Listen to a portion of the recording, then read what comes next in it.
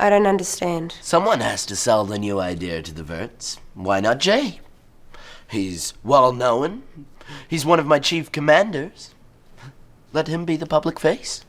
Take the heat, you mean? Once the Verts start grumbling, who do they blame? Jay. Who was the object of their hatred? Jay. Two birds, one stone. We get everything up and running, and we help seal his fate.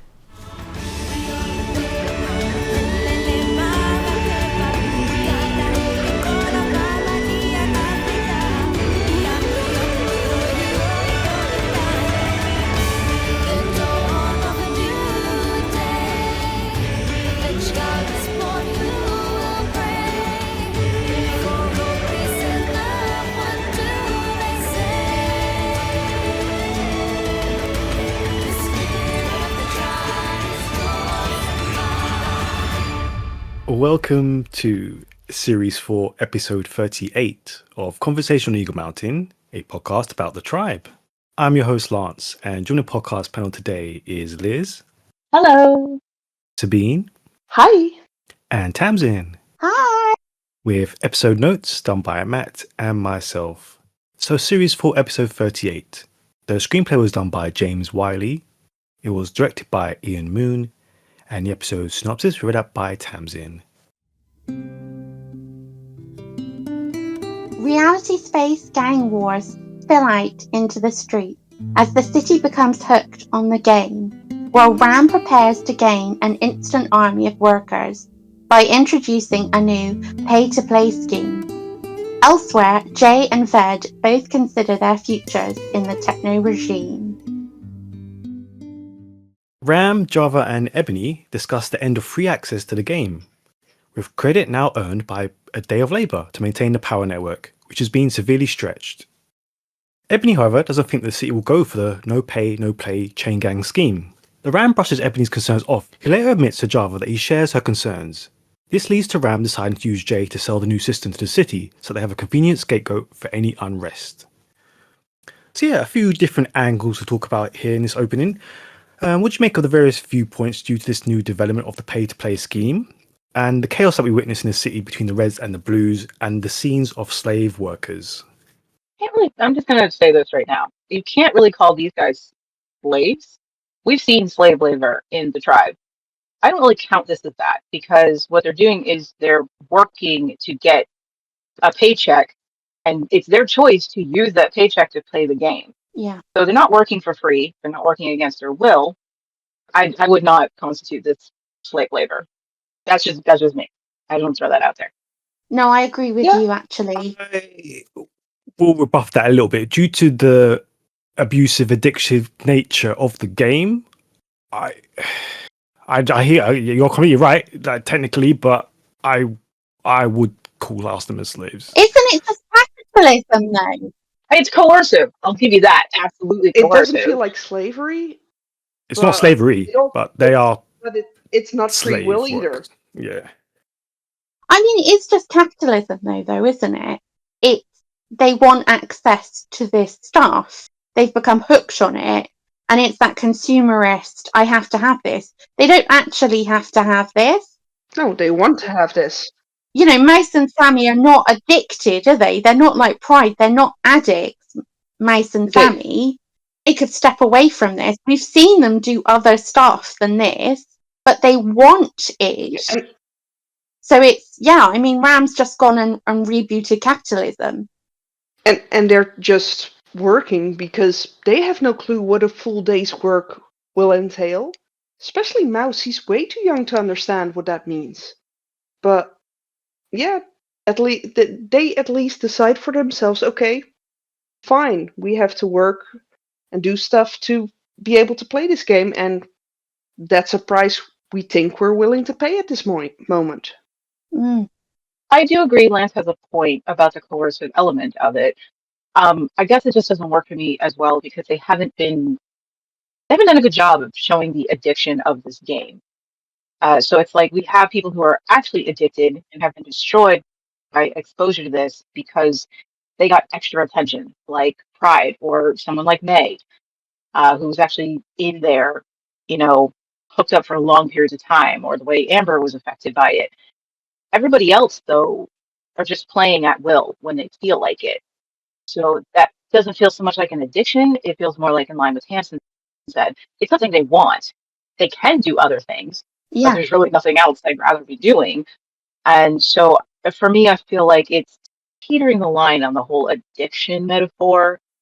Yeah, if they would have shown the addiction better, it might have worked better. Yeah. Or at least it might have made more of an impression. Because, I mean, they're addicted to this, like kids in the 80s were addicted to TV. It's just like, Yeah.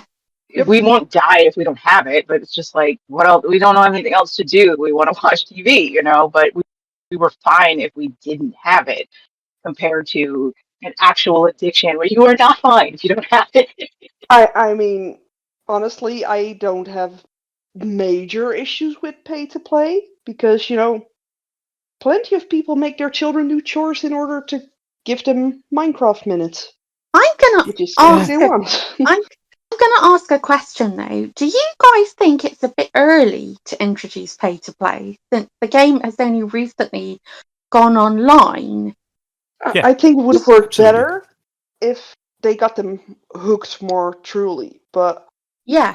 And this is exactly the problem we talk about the addiction, because we've already got now fights going out across the whole city between the two opposing teams already. Like, it's just launched, and now they're fighting each other, full control of the city for turf wars, whilst also doing the getting the tokens they need to continue playing. It's rushed. It is absolutely It's rushed. Yeah. sloppy.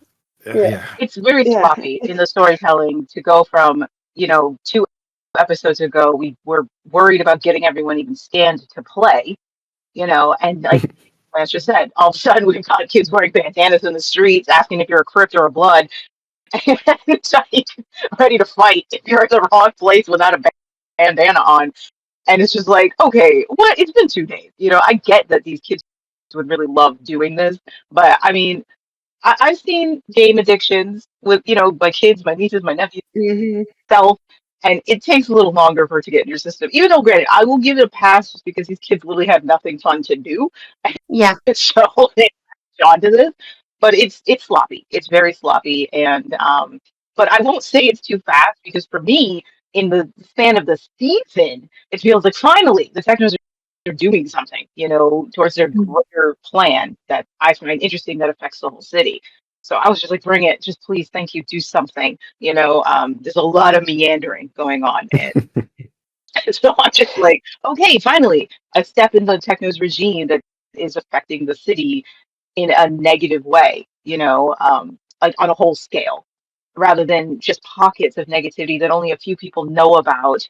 And like, I'm just glad to be seeing them do something that's literally affecting the whole city.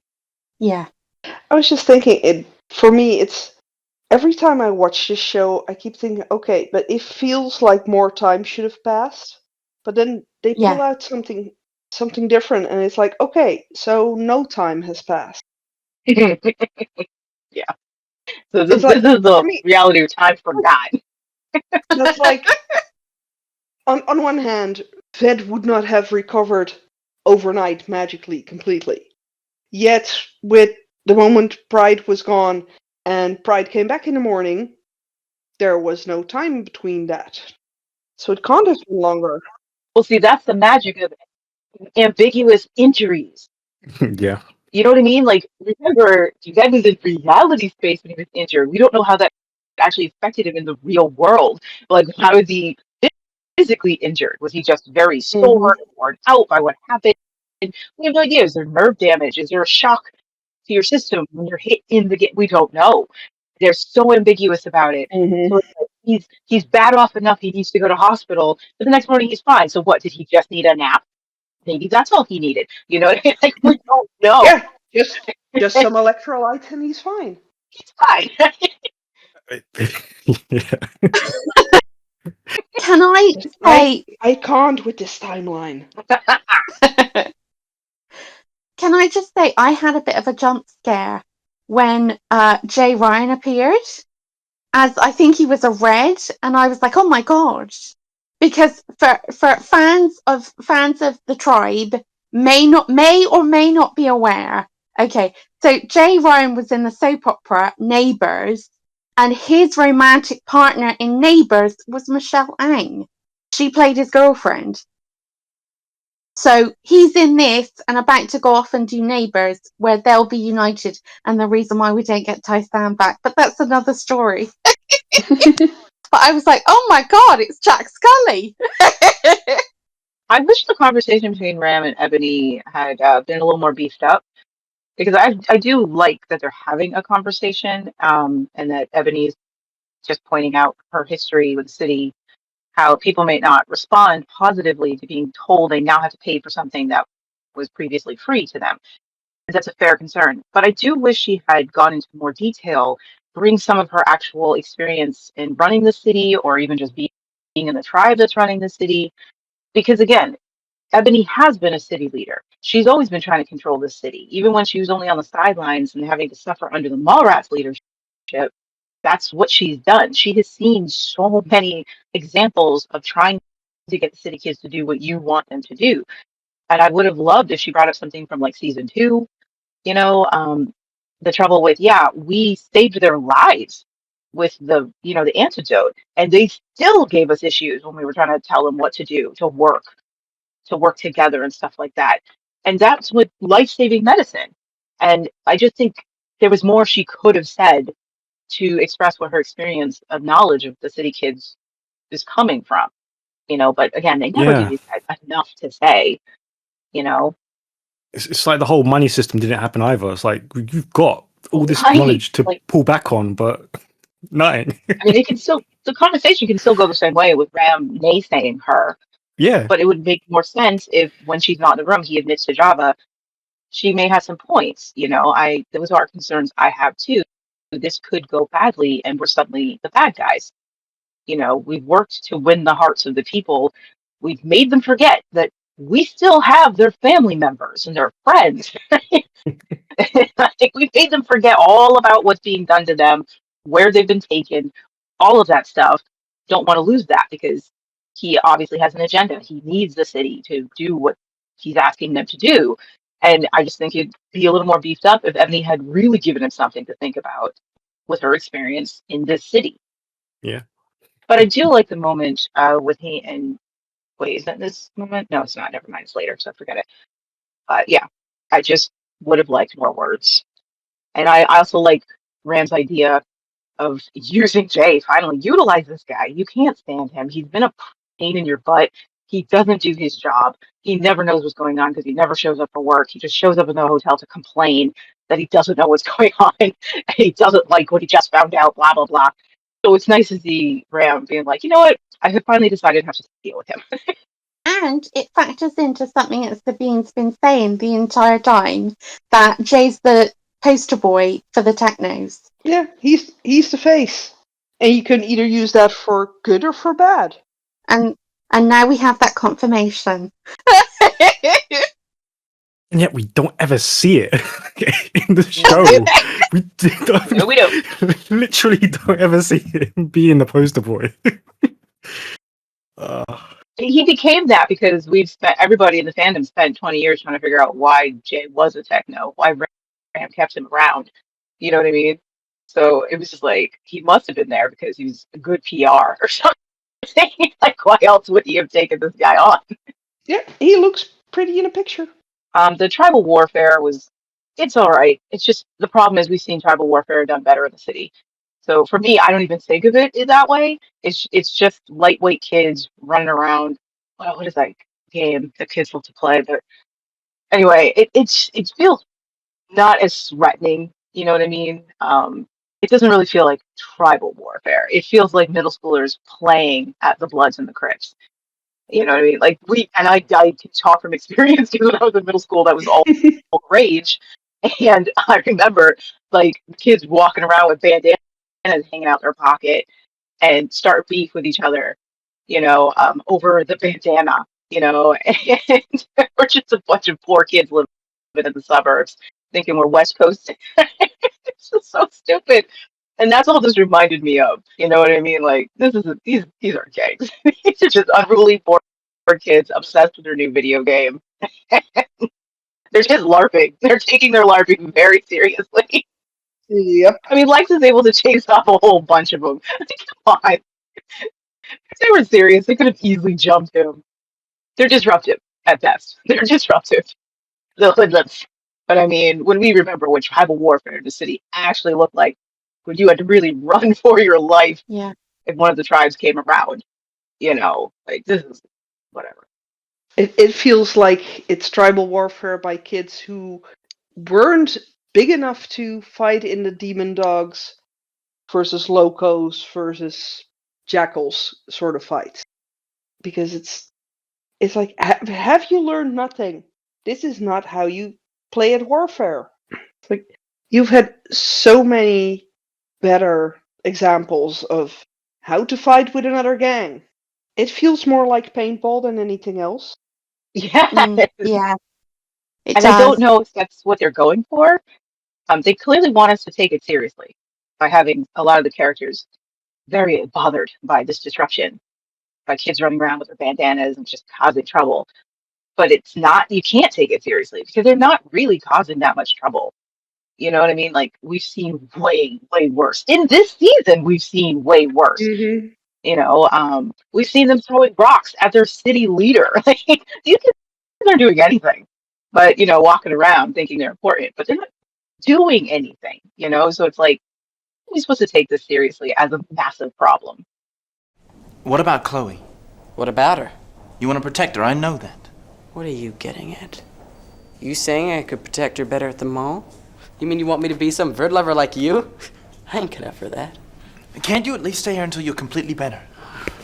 Ved, these people fixed you up. Aren't you even slightly grateful?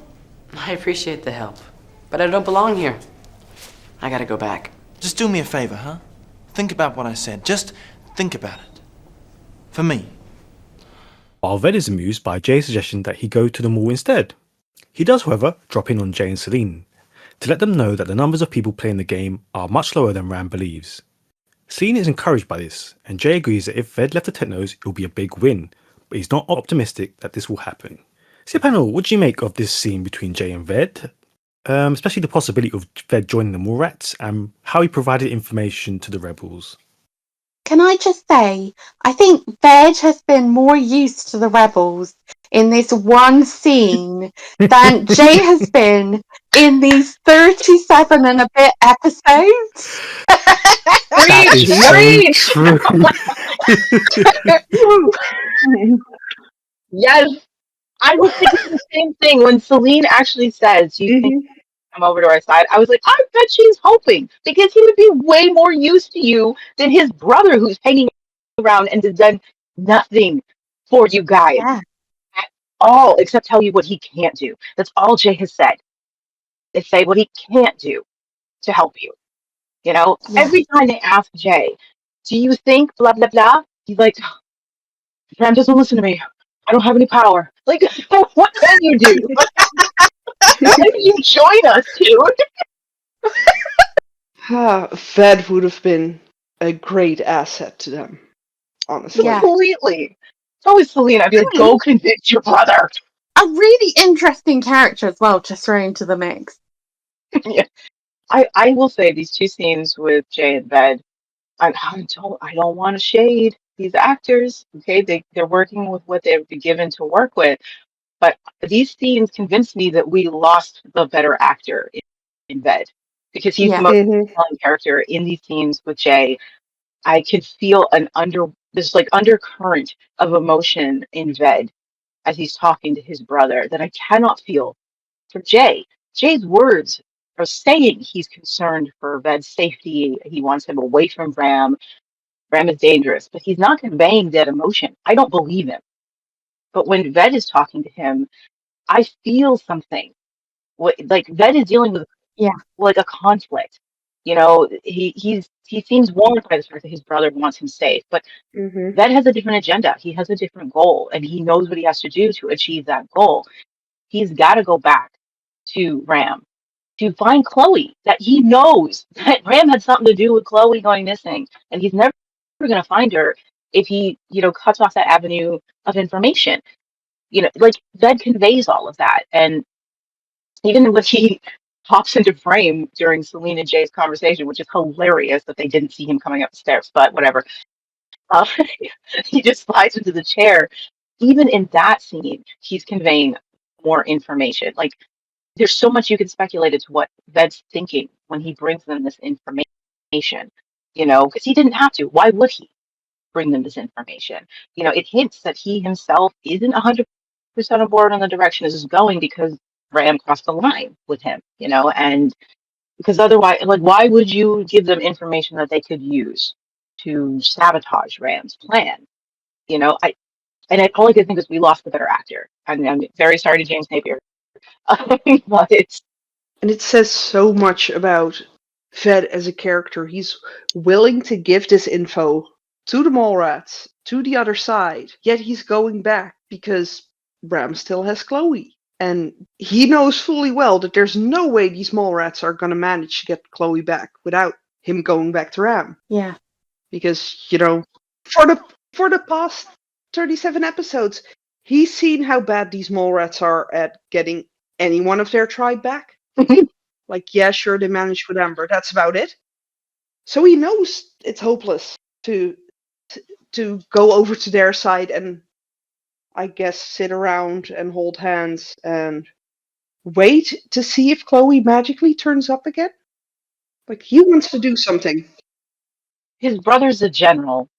Mm-hmm. Celine's the supposed city leader, Mm-hmm. and He's the most they're both useful. absolutely useless. Right. And I even like how he says, like, he's not even bothered by the fact that Ram attacked him. He's just like, I know him better than you do. Like, he gets it. He understands how all of this happened. I will say, I can honestly say Ved's more of a man of action than most of our characters, Yeah. which is so crazy. It's so crazy that I have to say this. But I mean, he does what he says he's gonna do. He means what he's gonna do. Yeah, he's a jerky boyfriend. He's a bully. He's a lot of things. But his better qualities are incredibly strong. And again, he reminds me of an earlier Lex. He's an incredibly compelling character, that you want to know more about. You want to follow him. You want to see where his journey is going to take him. You want better for him. You want him to become better, Yeah. And Mm-hmm. And like Lex, he's a difficult character because he's quite morally grey. Like, he's done some bad stuff. He's not a nice person. That's what makes him interesting. That Chloe is the one, his relationship with Chloe is the thing that he's prepared to sacrifice basically everything for. That's really interesting. That, like you say, that is compelling. But I was going to say, does anybody else think it's strange that I now feel more compelled by the relationship between Ved and Chloe now that Chloe's not around anymore than I did when she was there? I know that's what's so crazy. It's like they didn't have a good relationship at all. Right? No. It's so reflective of how Lex was with Zandra in season one. Sandra, They yeah. Mm-hmm. didn't have a great relationship, but the things Lex was willing to do to make it work, to keep her, even though he was still such a terrible boyfriend and a terrible person to everybody else. Right? Like, it was compelling to think that what he was willing to do to keep this girl, the games he was willing to play and all of that. You're like, why? You don't even seem to like her. Like, why do you do these things? But that's compelling to watch because it hints at something deeper in a person that you want to know about, you want to understand. I think at this point it's safe to say I never felt before this season, before this rewatch, I never felt like Ved was a decent character or even one worthy of, any positive attention. And this season, this rewatch has just turned that around for me. Because now I actually don't really hate Ved. Yeah, I do. I get the Ved love. I mean, I'm never gonna like him like as a person. No. Yeah. But I do like the character. I'm interested. You got me. I'm interested. You know what I mean? And this isn't me saying, oh, if Chloe came back, they'd be magic. No, they'd still probably be a hot mess because they're 14. But I'm interested. Well, we wanted to see more. It's such a shame, though. I mean, we lost a good actor playing an interesting character. It's so disappointing. Yeah. I mean, you can't see these things without feeling disappointed because you know what's coming. And it's just like the whole thing is disappointing. I mean, Ved is more upset about Chloe, a girl he barely knows, his first crush, and a girl he treats like crap. He's more upset about her disappearance. He's more upset about her than her surrogate mother was. Her whole family is just like, eh. But Ved's like, I got a plan. I'm gonna execute my plan to get to her, find her, and if that means I gotta play nice with Ram, that's what I'm gonna do, If it means playing nice with these verts and with Celine, sure. But see, he doesn't even have to play nice with them. They are not the key to getting Chloe. So that says that he's motivated by something completely different to give them information. It's not about Chloe. I mean, you could say he's motivated by his feelings for Chloe, and this is her family. Mm-hmm. You could say, olive branch. But he doesn't have to in order to get Chloe. That's the important thing. He doesn't have to help them out. He doesn't have to be nice to them because there's nothing they can do to help him get her. I wonder though if he would have found Chloe, like if we would have been allowed to keep Chloe, and if he, let's just say this storyline wasn't just pulled out of someone's magical thumb. It like if this story would have actually been planned, and he would have, fought his way to get Chloe and actually would have gotten her back. I wonder what he would have done then. Would he have safely gotten her back to the mall rats? Or would he have stayed with the Technos knowing that at any given moment Ram could throw another hissy fit and make her disappear? I will touch on that when we get to that segment, but I like where you're going there. So Pride continues to go AWOL from the mall in search of his next fix, despite being frustrated by the new pay-to-play rules. Celine suspects him of playing the game, but he won't talk to her, instead making out that he's concerned for May, who is still struggling with her addiction, though this appears to worry Celine for an altogether different reason. So yeah, the cracks in Celine and Pride's relationship, how do you view it? No, I'm just saying their whole relationship has been one big crack. Well, that's what I was going to say. I was going to say, this is it. Forget about the reality space addiction. This relationship has gone exactly the way we all thought it was going to go. And it was like telegraphed from the beginning. Pride is just a terrible boyfriend. He is a terrible boyfriend. And also, I hate the way that they frame that Celine is now jealous of May. This is somebody like May and Celine have got a really complicated relationship, like seriously complicated. But the thing about it is, for a long time, May was like Celine's only friend in the mall, right? When a lot of stuff was going down, May was there for her, and it's her May being back in the mall. It's framed as this.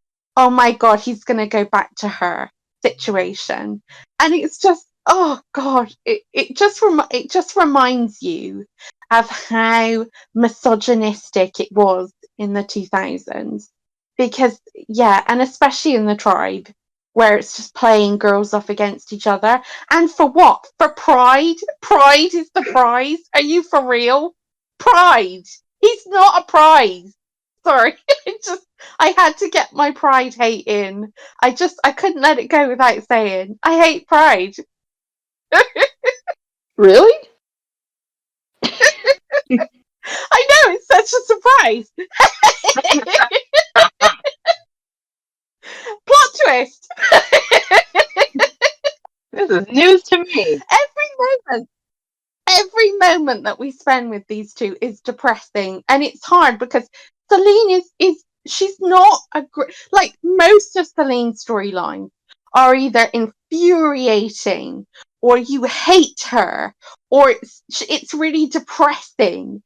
She never gets any sort of fun or light storylines. Like a lot of the characters, they do get a chance to have some fun, but all of Celine's relationships, the relationship she has with, well, whatever you want to call it, with Bray, the relationship she has with Ryan, now with Pride, they're so negative, like it's just negative Nellyville. And I'm just, oh my God. wonder she gave up men. That's all I want to say. You know? Just, I find it interesting. I thought it was a nice mirror, him coming in and her suspecting that he was off, playing the game and asking like, where you been? And he's just like, oh, I just needed to get out, blah, blah, blah. And she knows he's lying to her. And it's not an easy thing to confront when your partner is not being honest with you, especially when you're young. Heck, it's difficult at any age, especially if you yourself are not a confrontational person. It's the middle of the night, and just seeing her lay there, I'm like, how many times did we see Ryan in this exact position with her? yeah. Knowing he couldn't trust her, knowing she wasn't being honest with him about Hmm. things, and just laying there in bed, like frustrated and not sure what to do. What else can I do? How better can I be? So that was just a interesting mirror to see her those positions flipped like that. I don't like the tone of her being jealous of May's presence any more than you do, Tamsin. But I will say it does make sense in this situation because Pride has given her no security in their relationship. Yeah. I mean, the last time there was a woman that he had a previous relationship with came into the mall. Look at the way he treated her, you know? And so it's like, why should Celine feel secure with May around? Yeah. Because of pride. Not so much May being the problem, but because pride is the problem. She's not secure Mhm. with pride. She knows how wibbly wobbly he is all the time. Even at the best of times, even when there isn't another love interest around, their foundation's rocky. She really never knows where she stands with this man. He's not honest with her. He just comes and goes with the wind. He has a habit of snapping on her when she is Yeah. confronting him with things he doesn't want to hear. So yeah, seeing him hovering over May, I can understand why Celine has a plethora of emotions of great, what is this going to bring? What extra mess is this going to bring into our already messy relationship? Yeah. They just never had a chance to find any solid ground. So yeah, I don't like it either. That again, it's another external conflict in the shape of a female. But I at least understand why Celine would have it, given who she's dating right now. Mm. And I think you make a really interesting point as well when you say about the mirror between the relationship with Ryan and Mhm. Celine and then Celine and Pride. Because I think you're right. Celine has flipped over and she is the Ryan in this relationship, dealing with the addiction of her partner or the mental health of her partner, which was the position that Ryan was in. And there's something you can explore with that if you wanted to. There's an interesting strand that you could pull on as a writer because that's fascinating stuff. She's been the addicted partner and now she's the one having to cope with that. It's all really interesting, and yet no, we're not going to do that. We're just not. But like you say, her paranoia is also granted because he's always keeping these women that aren't Amber at either arm's length or as a placeholder in case Amber ever changes her mind. Like you say, he never makes May or Celine feel secure, and he drops the L bomb whenever he feels like they might leave him. It's just red flags.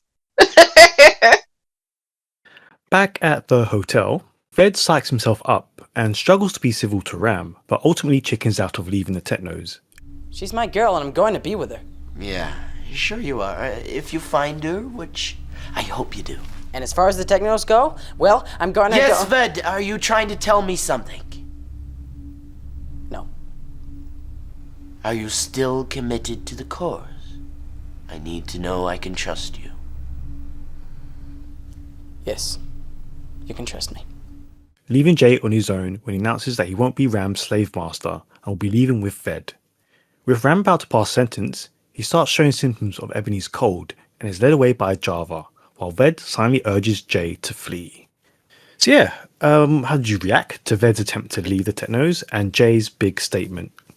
I'm going to say that this whole section here was the bit that made me enjoy this episode because I really like seeing again the interpersonal stuff with the Technos. that's always the most fascinating thing that has come out of season 4, I think, so far, is their interpersonal relationships and the way they are with one another. And it's always fascinating. And I just like the way Fed was on the point of doing it and then pulled back. That was really interesting. And yeah, for me, this interplay raised this episode up, because until this point it was all quite boring, and then we got to hear and I was like, oh, this is really interesting because these feel like characters again. Yeah, I can agree with that. I liked Ved's conversation with Ram, and it's a lot of fuel for Chloe Ved shippers. I'll give them that. Like there's a lot to fuel the romanticization of that relationship with what Ved's doing now, how hard he wants her back, what he's willing to do to get her back, the way he is willing to brush off Ram practically killing him in virtual reality because it's necessary. Ram is the key to getting Chloe. He only loses his temper once, and that's when he says Chloe's name. And then you get the sense that he wanted to tell him, like, when I get Chloe back, we're leaving. But he can't because he needs to stay on Ram's good side at this moment. He needs to have a trust between them if he's gonna get information that he desperately wants out of Ram. He's got to play nice. I liked that. I liked that almost slip of him almost saying it, like, I'm taking her away. And why wouldn't he? Mm-hmm. As Sabine had mentioned earlier, why would he feel safe having her there? Before he probably did wanted to join the Technos, but now he knows that she wouldn't be safe. Like at any time, Ram could just use her as a plaything and take her away if he was upset. Ved, that sense that she wouldn't be safe, I wouldn't be safe. We'd be living with that all the time. Hmm. If I want to be with her, maybe the only way I can is to join her tribe or just leave with her, get away from this guy. So I really liked that. I liked the way the actor played that. Um, And there's a true realization for him that, sure, he could tell Ram that as soon as I get Chloe, I'm gone. But he's smart enough to realize that the moment he would say that to Ram, there's no way he's seeing Chloe again. he's moving in the shadows. I approve. Um, never let your opponent know your next move. You smile while you empty the bank accounts. You know what I'm saying? He's one of the smarter characters when it comes to things like this. I don't believe I'm saying that. Well, that's how you write intelligence in a character. Yeah, yeah. But it's like, but he's also one of the very few who would actually go this far to try and get their girl back, instead of just sit in a corner, cry about it, and whine and do nothing really. I have to say something about Jay's audacity. Like I don't know if I like it, but I do think it was bold making the statement. I quit and Ved's coming with me. I think it would work more if Jay had shown more concern from his brother up until now. You can't just put it in one episode and think that I'm convinced he actually cares about his brother. But if they had actually really put the energy into peppering his care for Ved, even implying that his staying with the Technos has a lot to do with Ved, on and on, then it would land better when he's just like, I'm leaving and Ved's coming with me. Because the way it is, it almost seems like he forgets they had a conversation and Ved was like, no, I'm not leaving the Technos. He says it as though they did have a conversation and Ved was on the fence or something. It's like, so it doesn't really land as well as it could have if they'd been building to his concern is his brother. He wants to get his brother to safety. He's only been putting up with all this because of his brother, blah, blah, blah, or whatever. But, Okay, this really annoyed me because this just shows how inept and stupid Jay is. Like, what did he expect the reaction and outcome was going to be for suddenly saying I quit and I'm taking Ved with me? Like, Jay, I don't. no. It's like he's trying to tell Ram he's taking away his candy. You think he just walk away? I don't get it. I don't understand. Do you not know Ram by now? What do you think was going to happen? And It speaks to his self-importance. He needed to make a show of quitting. He needs to say it to Ram's face. And it's just like, dude, you already said you quit the Technos ages ago. You don't show up. You're here reluctantly. Just don't come back. But no, he needed to look Ram in the face. It's like he was hoping this would leave some sort of impact on Ram. Like, you're losing me. It was just like, okay, dude, you are not the brains of this family. I was gonna say, was he expecting Ram to go, "No, Jay, don't go. I need you." That's right. I want you to know I quit. I'm doing what you want me to do. And it's like, Oh God. just don't show up. It's really that simple. Would they notice though? Because he's hardly ever there. Would they notice? That's my point. That's what it feels like. He just needs to make a show of it. And doesn't he just know by now that Ram doesn't need him anymore? He can just use his image. He never did. Oh. We Let's be frank. yeah, but No, that's like like not even as the poster boy anymore because he can do that digitally. Which he never does, and that really bugs me because this Technos thing, they're constantly bringing up really cool things they could do with the tech that would solve many problems and make Ram an even more formidable villain, and they don't use them. mm. I didn't even thought about that. That's true. You could have just digitally used Jay anyway. Yeah. But it would have been a more interesting version of Jay. Oh, So they stop. couldn't do that because it would have been like even Oh, yeah. digitally programmed by RAM. Jay would have Yeah. been really exciting. Yeah, fair enough. People would have noticed the difference straight away because Jay isn't that awesome. Yeah, exactly. That's Oh. people would have seen that difference. Unlike, the other way around with Amber saying things Amber would never say. Jay is so boring, people would instantly have to spot that he suddenly wasn't boring anymore. It's very hard to write someone that boring, especially for someone like Ram. But yeah, the interpersonal relationships is what makes the scene interesting, knowing that there's a lot more going on behind everyone's eyes and in their heads. But honestly, Ved's the most interesting part. He's the most interesting person in the room. But I'd like to think, and I'm giving Jay some credit, maybe he doesn't deserve it, but I'd like to think that Jay understood in that moment that his brother wasn't betraying him, like that his brother has a reason for staying behind, especially the line he says, like about true love winning out. Mm-hmm. He says it sarcastically, but I'd love to believe that he actually means that earnestly. Like he gets why his brother is staying and isn't like butthurt that his brother hasn't joined him. He's acting like that he's offended that Ved's not joining him, but actually gets it. I'd love to think that that's what's happening there. I don't know if that's what's happening. Interesting, because I didn't read the true love as in your true love for Chloe. I read it as in the true love between Ram and Ved. That's how I Yep. saw it, yeah.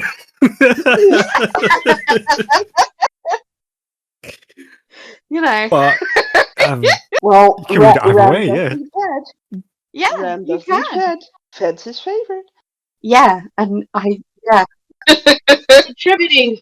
would be me attributing a lot more emotional intelligence to Jay. And yes, I've written him that way in fan fiction, but I can't say that the show has written him that way of having that emotional impact. let's not forget, this So- is a guy who gets this arse routinely slapped by Ram, so that might be in this as well. I mean, Jay seems so clueless about so much, and his self-preservation skills are botchy. So I don't know, but it'd be nice to be able to read it that way, that he actually gets it in that moment. Yeah, maybe he is a little hurt, but he at least understands that his brother's not choosing Ram over him. He's choosing his objective, which is getting his girl, and says something sarcastic to cover up the fact that he gets it, almost like he's covering for Ved. That'd be a lovely thought. I don't know if that's what's Can't happening, be. but it just sucks because the show treats Jay caring for Ved as a plot point that comes and goes when it's convenient to make Jay seem more human and like a decent person. Like whenever they need that, they'll bring up the dead girlfriend or they'll make him Ved. He's concerned about Ved, but most of the time he's not. You know what I mean? So, Yeah. What do you make of Ram not being able to pass sentence? Well, it was I'm not a fan of how it was handled. a stay of execution, wasn't it? I don't want to talk about Ram's so-called illnesses and whatever the frick is wrong with him. It just annoyed me when he started sneezing, and I was just like, oh, here we go. Here we go with this. We're going to commit to the fact that this guy is actually sick and has a compromised immune system that will be miraculously cured next season. And it pisses me off as soon as we get to this point. Whereas before, it was just he has a phobia, he has an issue, he's a hypochondriac. And I'm like, okay, that's cool, I buy that. But then they try to infer over and over again that it's actually dangerous for him to be around these blah blah blah. And it's like, you're really going for this? You're really gonna go for this? Only to reverse. Just thinking about it really pisses me off, knowing where this Ram gets 6 storylines going. Yeah, I He just can't reminds with that storyline. he reminds me a bit of me at the moment, because obviously I'm still waiting for the operation, so I've got a mask up. And if anybody in the office has got a cold or something, I look at them like I really dog them up. I'm like, how dare you? How dare you come into my presence? You know? I know what that feels like. It's if Ram was really that susceptible to He'd something wear as a cold, mask. he'd wear a mask. He would Yeah, not have scolded Java for trying to keep Ebony away with her cold. no. Well, see, he was introduced in a mask. And Yeah, Yeah. if they had been consistent instead of trying to be vague about whatever it is going on Hmm. with Ram, if they had just committed from the start and actually explained what was going on with him, I would be okay with it for the most part until season 5. And I actually don't have a yeah, problem with him hating it whenever Java or Siva fawn over him. Because if you are chronically ill, sometimes it's tiresome Hmm. constantly reminding you of that. It's almost like it becomes your identity. And with his ego, I understand why Ram would be offended by it. Like sometimes he loves their care and their consideration, and other times it's like, stop reminding me that I'm sick. If I want my favorite wife to Hmm. wander in here, I don't care. You know what I mean? And other times he's just like, thank you for looking out for me, or whatever. So I do buy that from him, not wanting to accept Hmm. dangerously ill at times. It's just the whole sickness storyline is poorly done. It's garbage. Yeah, I wish it was done better. yeah. Because also, like you say, with the fawning over, but then there's also this element of maybe him wanting some normality as well. Because, like you say, when you're chronically ill, it, Oh, it you you're desperately treated want like a normality. yeah, exactly. So maybe with Ebony, he gets the opportunity to pretend that he's okay when he actually isn't. But again, the writing isn't there. The writing's not there for any of this stuff. Because Ebony doesn't know he's chronically ill. You know what I mean? Yeah, Hmm. He's never she still has no idea what his deal is. She just thinks he's paranoid.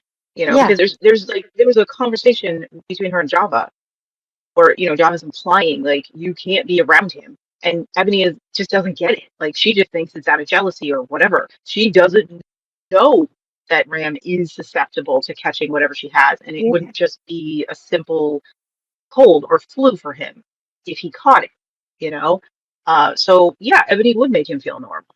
And that can mean he put himself in dangerous situations because he wants that normality when he's around her, because she doesn't yeah, look at him like he's sick, and but again, the whole storyline is done so badly, and then again they just reverse it in the next season. It's just like you can't take it seriously.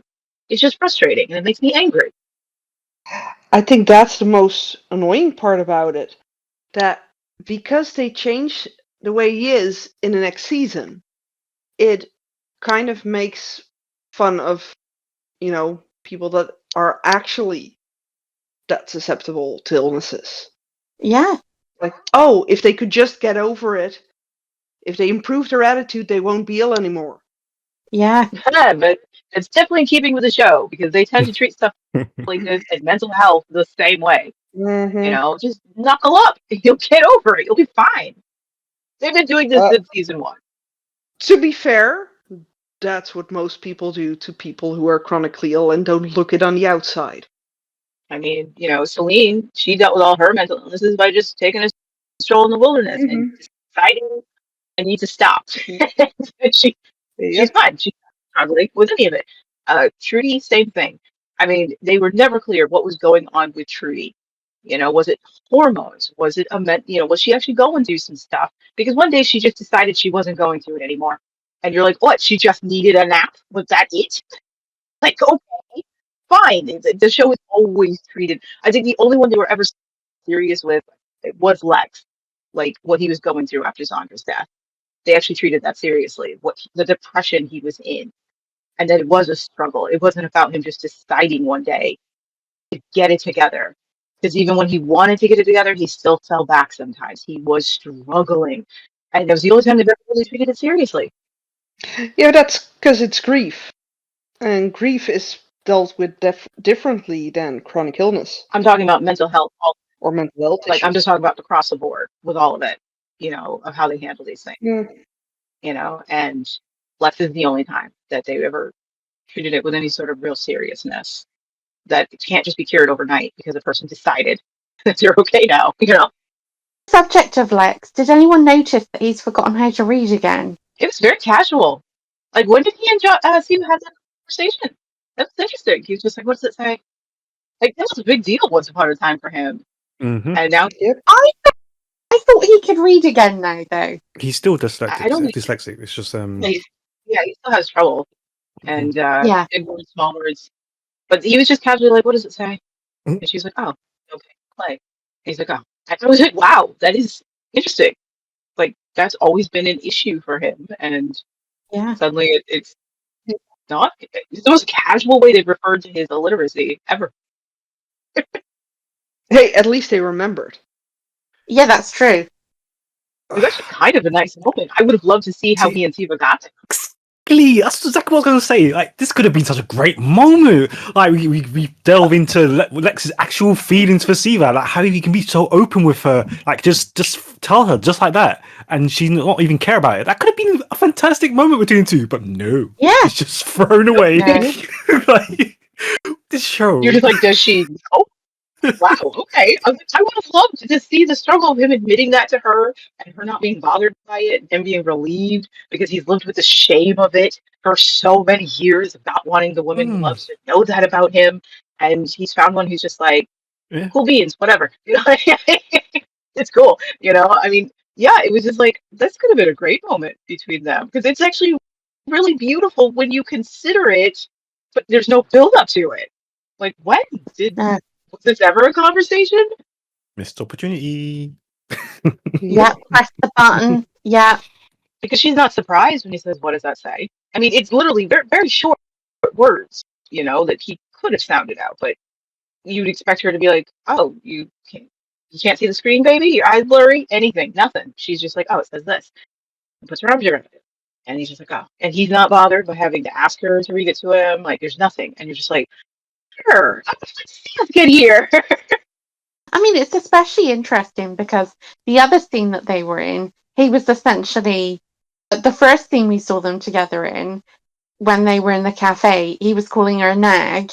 Then they'd kind of made it up when they were out in the marketplace. And now we've reached this moment of like good relationship vibes with him opening up to her so casually about this issue that he's got. I mean, it's a roller coaster between those two.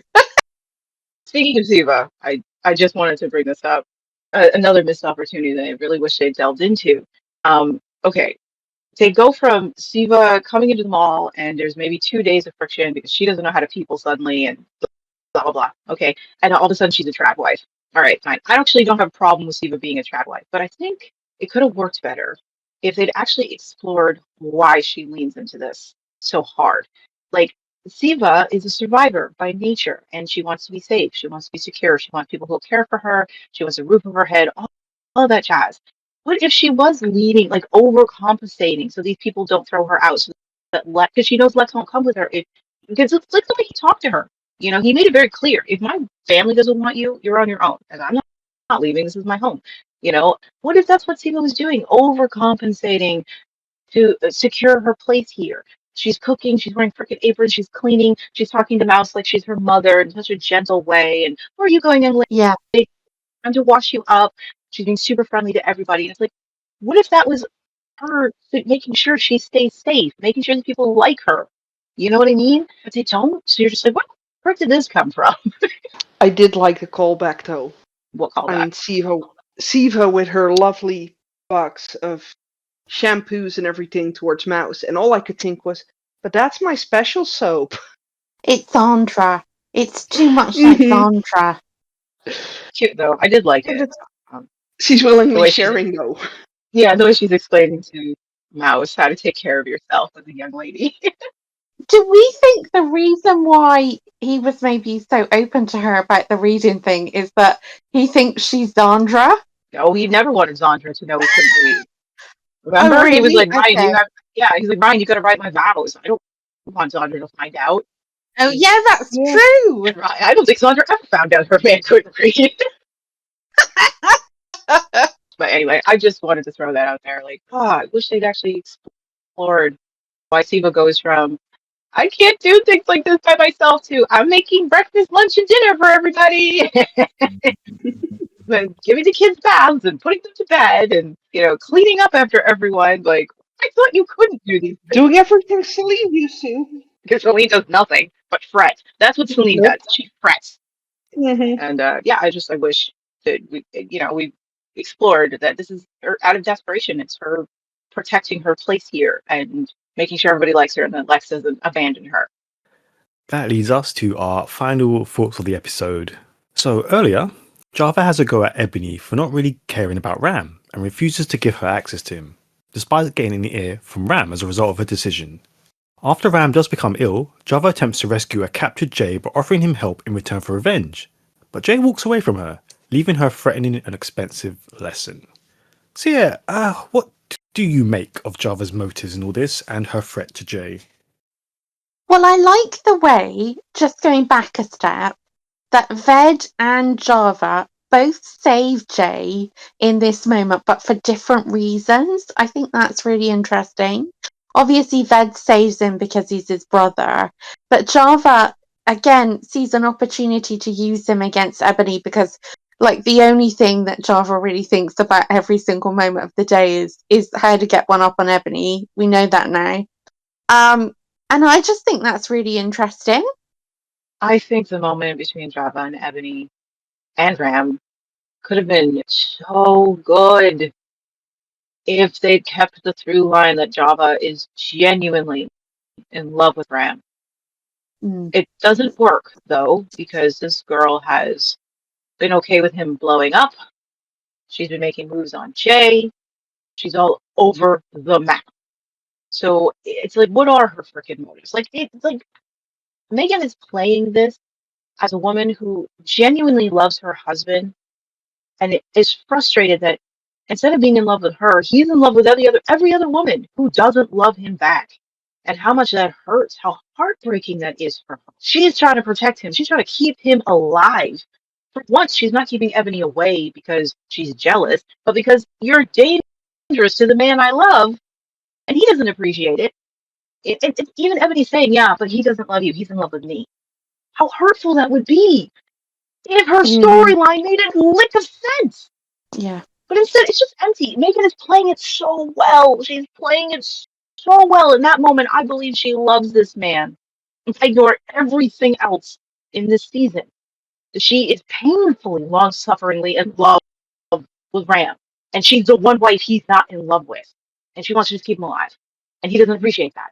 Like, that doesn't work. Because I don't know if she's in love with him. The story doesn't know if she's in love with him. She's kissing Jay one scene, and oh my gosh, it's so maddening. As for why she lets Jay go, I'm a little confused because I am confused about what comes next. The order of things, like I know the general idea. I know that at some point Jay is going to be made enemy number one in the game and have everyone in the city coming after him, but I can't remember if that happens before or after he and Ebony make up and she has to torture him. Like, I can't remember the details, so I'm just kind of like, why did she let him go? I don't remember what's next in this play. I don't remember what her revenge is supposed to be. I don't get why she let him go. At this point in time, we do know that C knows that Ram plans to make him public enemy number one, and that That's what I probably thought. can't be good for Jay. Right. I thought that the reason she swooped in is because she knew that was what Ram wanted to do, Hmm. But I was like confused because one minute he's like sees him, those were his last words, and I'm like, okay, but then she catches him in the hallway and says, let him go, and she lets Jay go, and I'm like, what's the revenge? I can't remember what happens next. So remember. So no, I can't. I don't know why she lets him go because I literally can't remember what happens next. She lets him go because simply Jay has to be released. He cannot be. No harm can come to him. He's Teflon. He has the plot armor. So that's why she lets him go. That's the motivation, is the plot armor. It's compelling her to free him. I And she knows fully well Jay would never make it on his own. I genuinely had to think because I don't know what happens next either, and I was like, so like, could any of those Technos cannot just turn around and say she let him go? Like, I don't understand. He was supposed to be captured. I don't. I'm telling you, next week I'm gonna watch the episode and then be like, that's when I'll know whether this makes sense or not. Like that's when I'll know. But at the moment, I can't tell you. Yeah, I have no idea if it makes sense if she let him go. Right. If it's the plot, or if it needs to be released, or if there was actually, I'll know next episode. I'll come back to it. I'll touch up on these notes next week. So I'll either be like, oh, okay, this is what she let him go, or I'll be like, this is a little bit of cringe. Why did she let him go? Oh man. All right, cool. That brings Series 4, Episode 38 to a close. Thank you very much to the panel, and you can show your support by clicking on that like and subscribe, and following us on all the major platforms. You can also leave us a comment or get in touch if you'd like to take part in a future episode of the podcast yourself. Just search for the Tribe.uk or Conversations on Eagle Mountain. You can also throw us a donation. Just head on over to buymeacoffee.com/thetribe.co.uk, and we'll see you next time for episode 39. Until then, bye. Bye. Bye! Bye.